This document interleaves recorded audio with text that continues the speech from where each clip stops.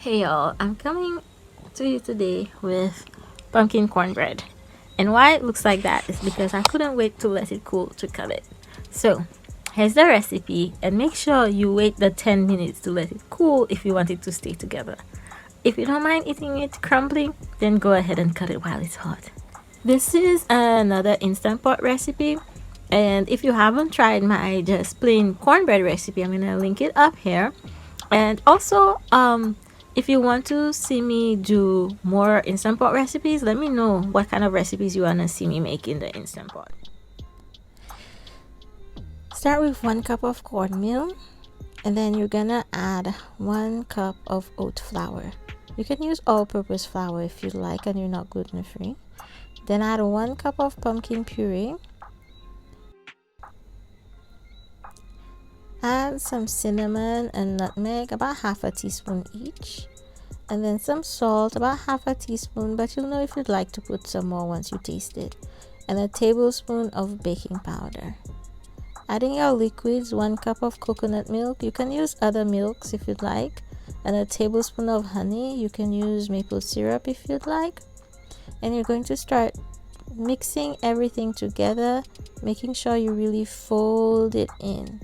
It's gonna be chunky, so take your time. Make sure you're going to mix it nice and smooth. Now I like to use the same Pyrex bowl to cook it. So you're going to take your Pyrex bowl and you're going to take a piece of foil and cover the top nice and tight. And then you're going to put it on your rack, or if you can get one of these fancy pressure cooker slings, it works really well for taking it out. Now, cover up your Instant Pot and you're going to pressure cook it on high for 30 minutes.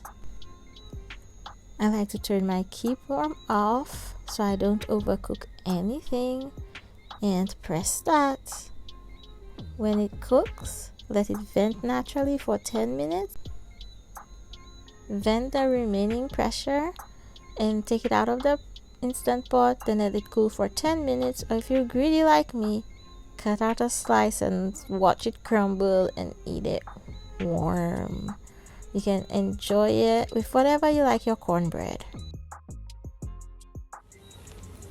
Y'all, this is so good. If it's not sweet enough for you, you can sprinkle some honey or something on the top.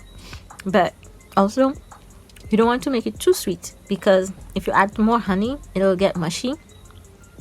And if you make it too sweet, then it won't really work with like savory things. Oh, I love this cornbread with steak or beans. Oh, I need fried chicken. Okay, y'all, that's it. Bye. If you enjoyed my video, go ahead and give me a big thumbs up and subscribe to my channel. Share this video with your friends so that they can enjoy my content too. And I'll catch you in the next video.